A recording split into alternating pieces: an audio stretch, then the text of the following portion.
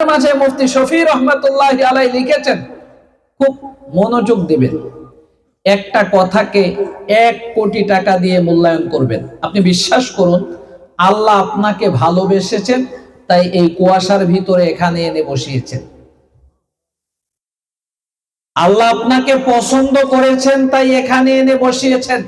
আপনার চেয়ে বহু শক্তিশালী লোক যারা বাড়িতে কানে ইয়ারফোন পুরে দিয়ে মোবাইলে খেলছে কিংবা গল্প গুজব করে চায়ের দোকানে সময় নষ্ট করে দিচ্ছে, এখানে এই মজলিসে আসতে গেলে আল্লাহর দেওয়া তৌফিক লাগে। এর শুকরিয়া আদায় করতে হবে। মনোযোগ দিয়ে প্রত্যেকটা কথা শুনেন, আমি কথা দীর্ঘায়িত করব না, জাস্ট টাইমে কথা শেষ করে দিব, একটু মনোযোগ দিন। তাফসীরে মাআরিফুল কোরআনের মাঝে মুফতি শফি রহমাতুল্লাহি আলাইহি লিখেছেন, সুদের মাধ্যমে অর্জিত যে সম্পদ আছে, এই সম্পদ ব্যক্তি এবং তার ওয়ারিসদের কাছে 40 বছরের বেশি থাকে না। অর্থাৎ আপনি যদি সুদের কার্যক্রমের মাধ্যমে আপনার সন্তানকে 100 কোটি টাকার মালিক বানিয়ে যান, এই 100 কোটি টাকা আপনার মালিকানায় ছিল মনে করুন 10 বছর, আর বাকি 30 বছরের ভিতরে আপনার সন্তানের হাতছাড়া হয়ে চলে যাবে, এটা থাকবে না। কারণ আল্লাহ বলেছেন সুদকে নিশ্চিহ্ন করে দেন। আর যদি আপনি দান করে যান, যথাযথ খাতে আপনি খরচ করে যান, সন্তানের জন্য একটুখানি রেখে যাবেন, এটার মধ্যেই আল্লাহ বরকত দিবেন। এখন দান করা বলতে আপনারা কি বুঝেন? দান করা বলতে আমরা সাধারণত বুঝি মসজিদে দিলাম, এটা দান, মাদ্রাসায় দিলাম, এটাও দান, মাহফিল হচ্ছে, ভালো কাজ হচ্ছে, দিলাম, এটাও দান, গরিব মানুষকে দিলাম, এটাও দান। কিন্তু আসলে এর বাহিরেও অনেক দান রয়েছে যেগুলোকে আমরা দান মনে করি না। তিরমিজি শরীফের 2য় খণ্ডের হাদিসের মাঝে আল্লাহর রাসূল সাল্লাল্লাহু আলাইহি ওয়াসাল্লাম ইরশাদ করেছেন, কোন ব্যক্তির তার স্ত্রীর মুখে একটা লোকমা তুলে দেওয়া, এটাতে তার সদকার সমপরিমাণ সওয়াব রয়েছে। অর্থাৎ আপনি আপনার স্ত্রীকে খাবার দিবেন, এটাও আপনার দানের সওয়াব হবে যদি আপনার নিয়ত ঠিক থাকে। আপনি আপনার সন্তানের পিছনে অর্থ খরচ করবেন, সেটাও আপনার দানের সওয়াব হবে যদি আপনার নিয়ত ঠিক থাকে। যদি আপনার নিয়ত থাকে যে আল্লাহ আমাকে দায়িত্ব দিয়েছেন হালাল ভাবে স্ত্রীর খোরপোশের ব্যবস্থা করা, হালাল সম্পদ দিয়ে সন্তানের খোরপোশের ব্যবস্থা করা, এই নিয়তে আপনার সামর্থ্য অনুযায়ী আপনি ছেলেকে দান করবেন, এটাও আপনার সদকার সওয়াব হবে। আপনি স্ত্রীকে খাওয়াবেন, সেটাও আপনার সদকার সওয়াব হবে। ওয়ায়াসআলুনাকা মাযা ইউনফিকুন, সূরাত বাকারা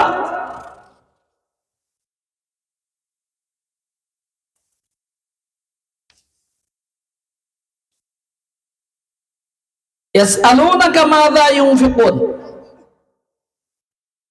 অন্য জায়গায় এসেছে ওয়ায়াসআলুনাকা মাযা ইউনফিকুন, 219তম আয়াত, 2 পারার 13 নম্বর পৃষ্ঠা। জিজ্ঞাসা করা হয়েছে, তারা আপনাকে জিজ্ঞাসা করে মাযা ইউনফিকুন, তারা কি খরচ করবে? কুলিল আফ, আপনি বলুন অতিরিক্তটা। অতিরিক্ত কাকে বলে? ব্যক্তির উপরে দায়িত্ব হলো সে আগে তার নিজের জন্য যতটুকু প্রয়োজন, তার সন্তানের জন্য যতটুকু প্রয়োজন, তার স্ত্রীর জন্য যতটুকু প্রয়োজন, তার বাবা মায়ের জন্য যতটুকু প্রয়োজন, অতটুকু ব্যয় করবে। ব্যয় করার পরে যেটা অতিরিক্ত থাকবে সেটা মসজিদে দিবে। সন্তানের পিছনে, স্ত্রীর পিছনে, বাবা মায়ের পিছনে খরচ করার পরে যেটা থাকবে সেখান থেকে মাদ্রাসায় দিবে। আগের খরচের দায়িত্ব হলো সন্তান, পিতা মাতা, স্ত্রী পরিজন, এদের পিছনে। তো এ কথা মনে করার সুযোগ নেই যে আমার স্ত্রীকে খাওয়াচ্ছি এটা তো দায়িত্ব, এতে সওয়াব হবে কেন? না না না, এটা ভুল। স্ত্রীকে খাওয়াচ্ছি এটা দায়িত্ব, এটা ফরজ দায়িত্ব। এই ফরজ আদায়ের সওয়াব নফলের চেয়ে কম না বেশি? কথা বলেন, নফলের চেয়ে কম না বেশি? বেশি হবে। সম্মানিত উপস্থিতি, সুদী মহাজনের সম্পদ তার কাছে ও তার পরিবারের কাছে 40 বছরের বেশি থাকে না। 40 বছরের ভিতরে এটা ধ্বংস হয়ে যাবে। আর যাওয়ার সময় এইটার আগে পরে ভালো যেটুকু ছিল এইটুকুকেও নিয়ে যাবে।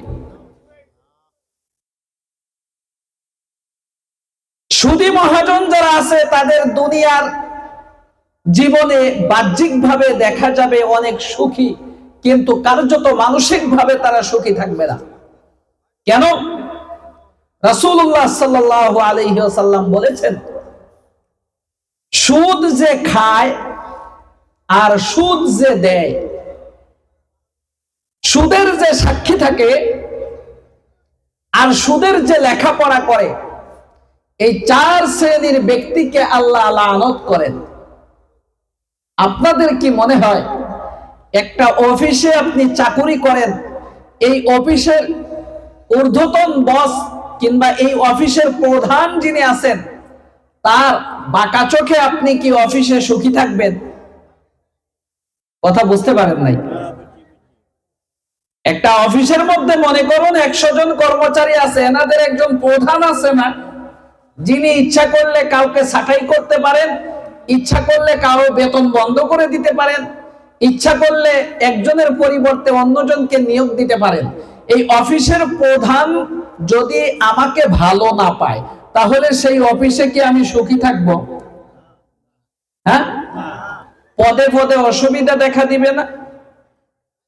তো এটা তো অফিস না, খোদ আল্লাহ রাব্বুল ইজ্জত হলেন সবকিছুর প্রকৃত মালিক। আপনি আমি যে মালিকানা আছি, এই মালিকানা হাকিকি মালিকানা না, এটা আল্লাহ আপনার কাছে আমার কাছে দিয়ে রেখেছেন। আসল মালিক হলেন আল্লাহ। একই জিনিস আল্লাহ বহু মানুষকে দিয়া মালিক বানায় দিতেছেন। আপনার যে জায়গাটাতে ঘর আছে, যদি পৈতৃক সূত্রে এই জায়গাটা পেয়ে থাকেন, আগে আপনার আব্বা এটার মালিক ছিলেন না? তার আগে দাদাজান মালিক ছিলেন না? আল্লাহ এরকম এর আগে বহু হাজার মালিককে মালিক বানায় দিয়েছে, জায়গা একটাই, জায়গা একটাই। কিন্তু আমার আগে যে হাজারটা মালিক গেছে, প্রতিটা মালিক মনে করেছে যে আমি এর প্রকৃত মালিক, কিন্তু দেখা গেছে আসলে কেউ প্রকৃত মালিক না। আমি যে বর্তমানে দায়িত্বশীল আছি, আমিও প্রকৃত মালিক না।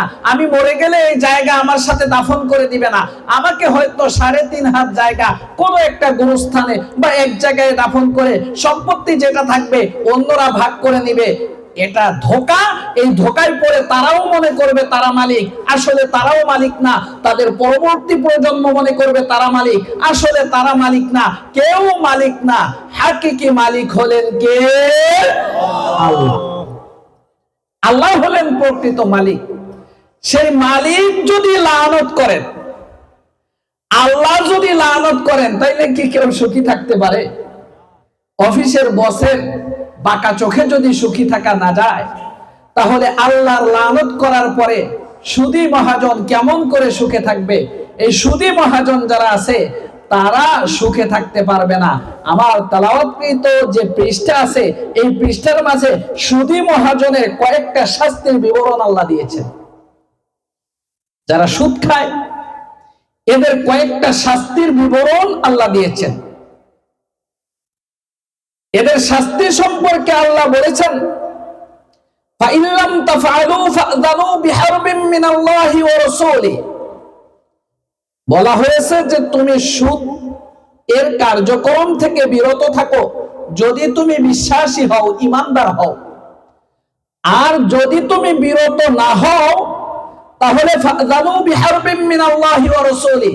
আল্লাহ ও তার রাসূলের পক্ষ থেকে, আল্লাহ ও তার রাসূলের বিরুদ্ধে যুদ্ধ করার জন্য প্রস্তুত হয়ে যাও। কথা কি বুঝতে পেরেছেন? আল্লাহর সাথে যুদ্ধ করে দুনিয়াতে সুখী থাকা যাবে? দুনিয়াতে সুখে থাকতে পারবে না। আর হাসরের মাঠে আল্লাহ তাআলা সরাসরি সুদখোর সুদী মহাজন যারা আছে তাদেরকে ডেকে উপস্থিত করে বলবেন, কোথায়? প্রস্তুত হও, আমিও প্রস্তুত হলাম। তোমরা প্রস্তুত হও, আমিও প্রস্তুত হলাম, আমার সাথে যুদ্ধ করতে হবে। অতএব আমি যদি বিশ্বাসী হই তাহলে আমার এই বিশ্বাস সবার আগে থাকবে 5 ওয়াক্ত নামাজে আমি বলছি মালিক ইয়াউমিদ্দিন, আল্লাহ বিচার দিবসের মালিক। আমি যদি মুসলমান হই আমার বিশ্বাস থাকবে যে বিচারের দিবসে আমাকে আল্লাহর সম্মুখীন হতে হবে, আল্লাহর সামনে আমাকে দাঁড়াতে হবে, আল্লাহর সামনে দাঁড়াতে হবে, এতে কোনো সন্দেহ নেই। আমার জন্ম যদি সত্য হয়, আমি জীবিত আছি এটা যদি সত্য হয়, আমার মৃত্যু সত্য, আমার মৃত্যু যদি সত্য হয়, আল্লাহর কাছে আমাকে দাঁড়াতে হবে, সেটা তার চেয়েও বড় সত্য। ঠিক কিনা বলেন?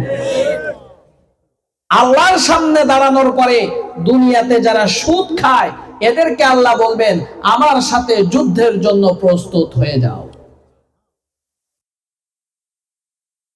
আমি কথাগুলো বলে যাচ্ছি, কোরআন শরীফ হাতে নিয়ে বলছি, দেখে দেখে অনুবাদ করে আয়াতগুলো শোনাচ্ছি। আজকে সমাজে রন্ধে রন্ধে সুদ ঢুকে পড়েছে। এমন একটা ফ্যামিলি পাওয়া যাবে না, আহারে ব্যথায় বুকটা ফেটে যায়। আগে মা চাচিদের দোয়া কবুল হতো, এখন মায়ের দোয়া আর কবুল হয় না। কেমন করে কবুল হবে? মা যে সুদের খাতায় নাম লিখিয়েছেন। মা চাচিদের দোয়া কবুল হতো, এখন কবুল হয় না। আগেকার সময়ে বোরকা ছিল না। শুনেন কথাগুলি, শুনেন। আকাশের উপরে রজ আর মাটির নিচে রজ বহু শুনছেন, লাভ নাই। জরুরি কথাগুলি শুনেন, রাগ কইরেন না, ঠান্ডা মাথায় শুনেন, বুঝেন। মা বোনেরা যারা শুনছেন একটু ধীরস্থির ভাবে বসেন, বুঝেন। আগেকার মায়ের দোয়া কবুল হতো, এখনকার মায়ের দোয়া কবুল হচ্ছে না। আগেকার বোনের দোয়া কবুল হতো, এখনকার বোনের দোয়া কবুল হচ্ছে না। কেমন করে হবে? মা যে লানতের খাতায় নাম লিখিয়ে ফেলেছেন, বোন যে লানতের খাতায় নাম লিখিয়ে ফেলেছেন। আগেকার মা বোনদের বোরকা ছিল না? ছিল। এই মুরব্বীরা আপনারা বলেন, আপনারা যখন বিয়ে করছেন বাবাজিরা, তখন কি বোরকা ছিল? চাচি আম্মারে কেমনে আনছেন? হ্যাঁ, এটাই শুনতে চাইতেছিলাম। আমি তো জানি করছে কি, বোরকা নাই, রিকশায় বসায়া একটা কাপড় ফেসাইছে। আমরা ছোটবেলা যদি নানা বাড়িতে গেছি তাহলে এইভাবে গেছি। আমাদের অঞ্চলে ভ্যান গাড়ি চলে, সাতক্ষীরাতে ভ্যান গাড়ি চলে। এটা নৌকার মতো উপরে এরকম সই দেওয়া থাকে। তো এটার চতুর্পাশ দিয়া কাপড় পেঁচাইলে ছোট একটা তাঁবুর মতো হয়। এটার ভিতরে বসে আমরা নানু বাড়িতে গেছি। আমার মনে আছে, বোরকা ছিল না। আর যে সমস্ত অঞ্চলে আমাদের এই পাকুন্দিয়া কিশোরগঞ্জ অঞ্চলে এগুলিতে রিক্সা চলে, নৌকায় গেলে নৌকার এইভাবে একটা শাড়ি কাপড় দিয়া পেঁচায়া এটার ভিতরে বসে গিয়েছে। কিন্তু তখনকার সময়ে মহিলারা বাজারে যাওয়ার চিন্তা করত না। আর এখন বাজারে গেলে আপনি যদি ইমানদার হন, আপনার ইমানের 4:30 বাজায় আছে।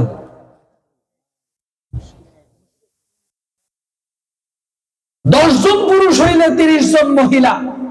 বাজারে যাওয়া যায় না, ঘাটে যাওয়া যায় না। ওই যে ওয়াজ করতেছি, আপনি বলতেছেন আজকে হুজুর কইতাছে, কি লাভ হইব? আপনি শুনতেছেন আর আমি শুনতেছি। যারা সুদের খাতায় নাম লেখাইছে, আমি কসম করলে মিথ্যা খব না, এই কথা ওদের কান পর্যন্ত যাবে না, ওরা এটা শুনবে না। কারণ কি? বড় পাপ করেছে, এত বড় পাপ করেছে যে আল্লাহ তাদেরকে লানত করেছেন। আরে হেদায়েত তো আল্লাহ যাদেরকে ভালোবাসেন তাদেরকে দেন, যাদেরকে লানত করেন তাদেরকে হেদায়েত দেন না। একটু আগে বলেছি, এখানে আপনারা এসেছেন, আপনি আসতে পারেননি। আল্লাহ আপনাকে পছন্দ করেছেন তাই আপনি আসতে পেরেছেন। আল্লাহ আপনাকে এই এলাকার হাজার হাজার মানুষের ভিতর থেকে আপনাকে কেন পছন্দ করলেন? আর কিছু মানুষ তো আছে বলবে যে কি কয় হুজুররা বুঝে না, সুদে না, সুদ না খাইলে কি হইব নাকি? এদের উদ্দেশ্যে বলছি, শুনেন, এই কোরআনে যা বলা আছে এটা 100% এর উপরে যদি সত্য হওয়া সম্ভব হয় তাহলে তাই।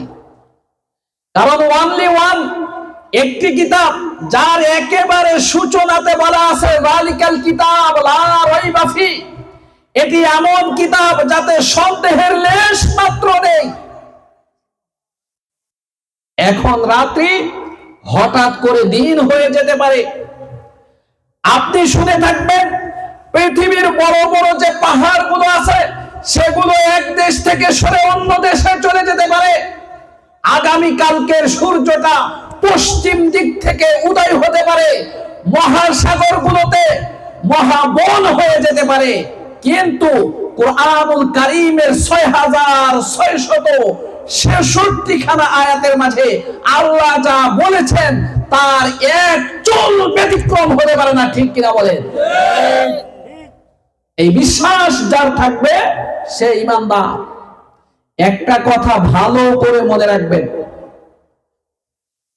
অপরাধ করা আর অপরাধকে বৈধ দেওয়া দুটো এক জিনিস নয়। অপরাধ করলে অপরাধের গুনাহ হয়, অপরাধের শাস্তি হয়, আর অপরাধকে বৈধতা দিলে ঈমান চলে যায়। বুঝতে পেরেছেন বাবা? হ্যাঁ, না না বুঝতে পারেননি। একজন সুদ খেয়েছে বা খায়, কিন্তু সে বলে যে কাজটা হারাম, আমি অন্যায় করছি, আল্লাহ আমাকে মাফ করুন।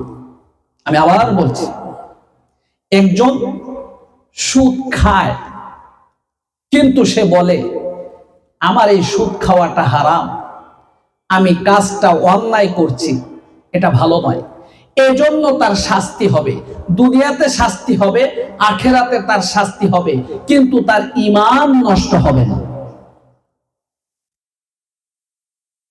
আরেকজন সুদ খায় না,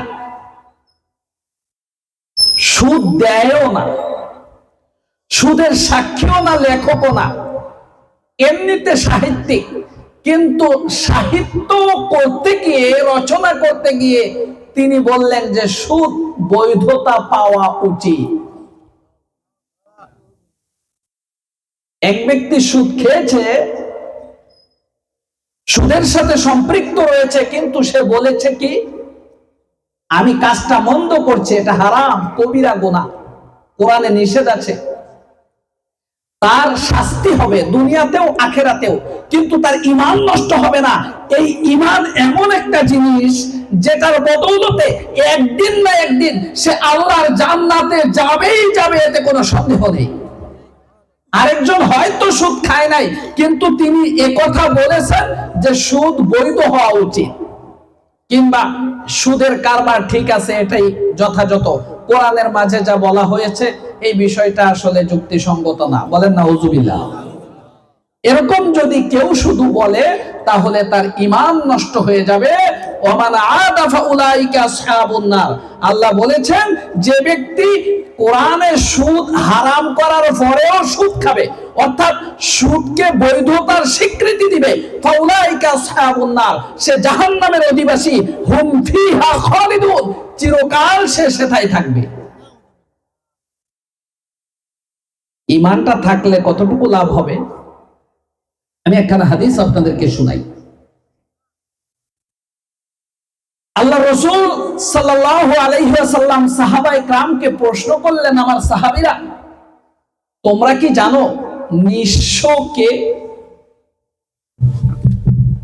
সাহাবায়ে কেরাম বললেন, হুজুর আমাদের মাঝে নিঃস্ব তো ওই ব্যক্তি যার কোনো টাকা পয়সা নাই, সহায় সম্পদ নাই, সেই তো নিঃস্ব।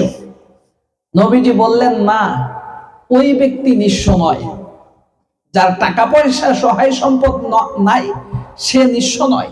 নিঃস্ব হলো ওই ব্যক্তি যেই ব্যক্তির অনেক টাকা পয়সা ছিল, সে এগুলো দান করেছে, সে হজ করেছে, সে যাকাত দিয়েছে, নামাজ পড়েছে, অনেক ভালো কাজ করেছে, কিন্তু সে পাশাপাশি মানুষের হকও নষ্ট করেছে।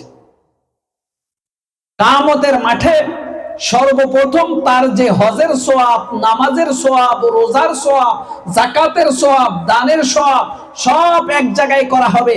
তারপর যে হকদারের হক নষ্ট করেছে, প্রত্যেক হকদারের হক পরিমাণ সওয়াব তার সওয়াব থেকে নিয়ে তার আমলনামায় দেওয়া হবে। বুঝতে পারেন না? একটু উদাহরণ দিই।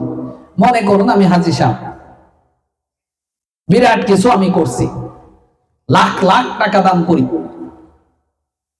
কিন্তু আমি কি করছি, সুযোগ পাইয়া একজন অসহায়ের গালে থাপ্পড় মারছি, সুযোগ পাইয়া একজন অসহায়কে গালি দিছি, সুযোগ পাইয়া একজনের জমি আধা হাত ঠেলা লয়ে গেছি। কথা বোঝেন নাই?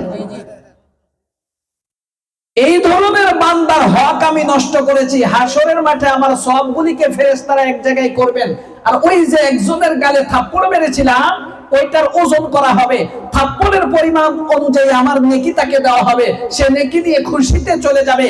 আমি যে আরেকজনের আরেকটা হক নষ্ট করেছিলাম, আমার সওয়াব থেকে তার হক তাকে দেওয়া হবে। এভাবে দিতে দিতে দিতে দিতে যখন আমার সওয়াবের অ্যাকাউন্ট খালি, 0 আর কোনো টাকা নাই, তখন আরো যদি হকদার বাকি থাকে, আল্লাহ রাসূল সাল্লাল্লাহু আলাইহি ওয়াসাল্লাম বললেন, ফেরেশতারা তাদেরকে বলবেন, ঠিক আছে, এই হুজুরের তো দেওয়ার মতো আর কিছু নাই, তো তোমাদের গোনা হুজুরের অ্যাকাউন্টে রাখো। তখন আমি যাদের হক নষ্ট করেছিলাম, এই হকদার যারা আছে তারা তাদের গোনাটা আমার আমলনামায় রাইখা তারা নিষ্কুলুষ হয়ে আস্তে আস্তে আস্তে আস্তে মুক্তি পাওয়া যাবে। এইভাবে সমস্ত হকদারের হক নেকি দিয়ে আদায় করা হবে, অথবা গোনা নিয়ে তার হক আদায় করে দেওয়া হবে। গোনা নিয়ে আর নেকি দিয়ে হক আদায় করার পরে এক ব্যক্তির দেখা গেছে যে জাহান্নামে যাওয়া ছাড়া আর কোনো উপায় নাই। আল্লাহ রাসূল বলেন, এই ব্যক্তি হইল নিঃস্ব। এই হাদিস আপনাদেরকে কেন শোনালাম? একটা জিনিস বোঝানোর জন্য। খুব মনোযোগ দিবেন, কথাটা চিকন, কিন্তু বুঝে রাখলে আপনার সারা জীবন কাজে লাগবে। হাদিসের মধ্যে নবীজি বলেছেন, যতক্ষণ নেকি আছে ততক্ষণ পর্যন্ত হকদারকে নেকি দিয়ে দেওয়া হবে। নেকি শেষ হয়ে গেলে হকদারের গোনা নিয়ে আসা হবে, কিন্তু ঈমান দেওয়া হবে না। কারণ ঈমান একটা জিনিস, ঈমানদারের ঈমান হাসরের মাঠে ছিনিয়ে দেওয়া হবে না, ঈমানদারের সমস্ত আমল ছিনিয়ে দেওয়া হবে। যদি আমি আপনার হক নষ্ট করে থাকি, আমার নামাজের সওয়াব ছিনিয়ে দেওয়া হবে। আপনার হক নষ্ট করলে আমার রোজার সওয়াব ছিনিয়ে দেওয়া হবে। আপনার হক নষ্ট করলে আমার হজের সওয়াব ছিনিয়ে দেওয়া হবে। আপনার হক নষ্ট করলে আমার সমস্ত আমল ছিনিয়ে দিবে, কিন্তু ঈমান ফেরেশতারা ছিনিয়ে দিবেন না। আপনার গোনা আমার ঘাড়ে চাপিয়ে দিবেন, আমাকে জাহান্নামে পাঠানো হবে। এরপর যখন আল্লাহর রহমতের দরিয়ায় কোনদিন ঢেউ আসবে, হাদিস শরীফের মাঝে এসেছে, আল্লাহ রাব্বুল ইজ্জত তার কুদরতি হাত জান্নাতের ভিতরে এভাবে ঢুকিয়ে দিবেন, আর সঙ্গে সঙ্গে আল্লাহর কুদরতি হাতে লা ইলাহা ইল্লাল্লাহ বলতে বলা সমস্ত ঈমানদার উঠে চলে আসবে। আল্লাহু আকবার বলে। এটা হলো ঈমান। আপনি কথাটা ভালো করে বুঝতে হবে। অপরাধ করা আর অপরাধকে স্বীকৃতি দেওয়া এক নয়। অপরাধ করলে কবিরা গুনাহ হয়, আর অপরাধকে বৈধতা দিলে ঈমান চলে যায়। আপনি মুসলমান, আমি মুসলমান, যদি কালিমায়ে শাহাদাতে আমার বিশ্বাস থাকে, আমি আপনাকে চ্যালেঞ্জ করতে পারি, এক পাল্লায় যখন কালিমায়ে শাহাদাত রাখা হবে, আরেক পাল্লায় গোটা দুনিয়া আসমান জমিন সবকিছু রাখা হলে কালিমায়ে শাহাদাতের পাল্লা ভারী হয়ে যাবে। সুবহানাল্লাহ। এই কালিমা আপনার আমার হৃদয়ে আছে না নাই? আছে না নাই? এটা থাকবে না নষ্ট হতে দিব? থাকবে। থাকতে হলে এই সুদ, ঘুষ, হারাম, অন্যায় এগুলোকে বৈধতা দেওয়া যাবে না। সমাজের কিছু মানুষ আছে, শুধু সুদের বিষয়ে না, পর্দার কথা যদি বলি তখন বলে মোল্লা মৌলবীরা কি বুঝে আর কি জানে। মোল্লা মৌলবীরা কি বুঝে আর কি জানে। আমি কেমন করে আপনাকে বুঝাই? আমাকে মাফ করবেন, কথাটা আমাকে বলতে হচ্ছে, কিন্তু আমি বলতে চাইনি। কথাটা আমাকে বলতে হচ্ছে, আমি বলতে চাইনি। একটা ভদ্র মহিলা, তিনি যদি সারা জীবন পতিতালয়ে কাজ করেন, সারা জীবন পতিতালয়ে কাজ করেছে, তার কবিরা গুনাহ হয়েছে, কিন্তু তার ঈমান যায়নি।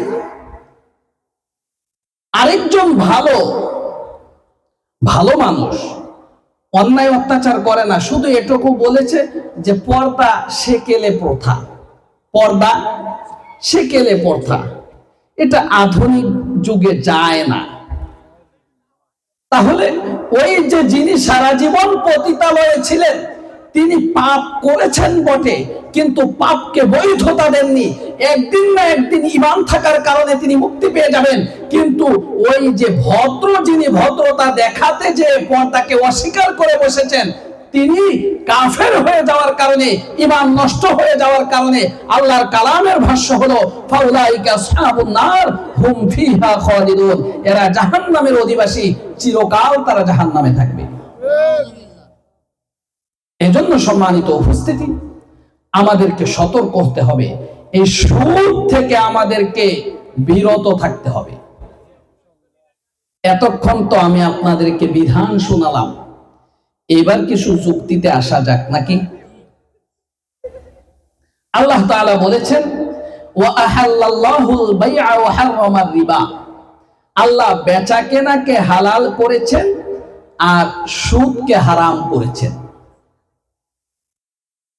আপনার প্রশ্ন হবে যে কেন? আল্লাহ বেচা কেনাকে হালাল করেছেন, এর যেমন প্রয়োজন আছে, সুদেরও তো প্রয়োজন আছে, না বললেন না? এমন একটা সেক্টর আপনি বাংলাদেশে পাইবেন না যেটাতে সুদ নাই।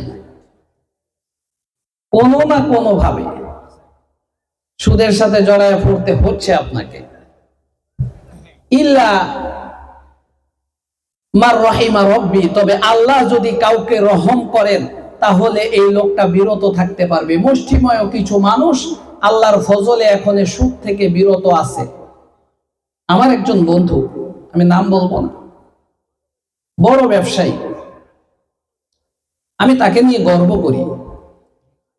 বড় ব্যবসায়ী বলতে খুব বড় না, মোটামুটি বড় ব্যবসায়ী। তো উনি আমাকে বললেন যে হুজুর, আমি কখনো ব্যাংক থেকে কোনো লোন নেই নাই। আমার কাছে খুব ভালো লাগে। হয়তো উনি 20-25 কোটি টাকার মালিক, ছোট ব্যবসায়ী, খুব বড় না, কিন্তু ওনার এই টাকাটা পিওর সলিড, এটাতে ঝামেলা নাই। কিন্তু যুক্তিতে বা বর্তমান বিশ্ব যে যুক্তিটাতে চলছে সেটা হলো যে একজন মানুষ কি করছে, 2000 টাকার একটা পণ্য কিনে সে 2500 টাকায় বিক্রি করছে, 500 টাকা লাভ করছে। তো এই যুক্তিটা তারা দেখাচ্ছে যে সেম আরেকজন মানুষের 2000 টাকার প্রয়োজন, পণ্যের প্রয়োজন না, তো সে সুদি মহাজন থেকে 2000 টাকা নিছে, নিয়া 2 মাস বা 3 মাস বা 4 মাস পরে তাকে 2500 টাকা ফেরত দিছে। তো ওই ব্যক্তির পণ্যের প্রয়োজন ছিল, সে 500 টাকা লাভ দিয়ে যদি পণ্য নিতে পারে, এই ব্যক্তির টাকার প্রয়োজন, সে 500 টাকা লাভ দিয়ে টাকা কেন নিতে পারবে না? এটা একটা যুক্তি। বুঝতে পেরেছেন কথাটা? এই কেন, যে এই কেনর উত্তর হলো দুইটা। যদি কেনটা হয় এই জন্য যে আমি জানি না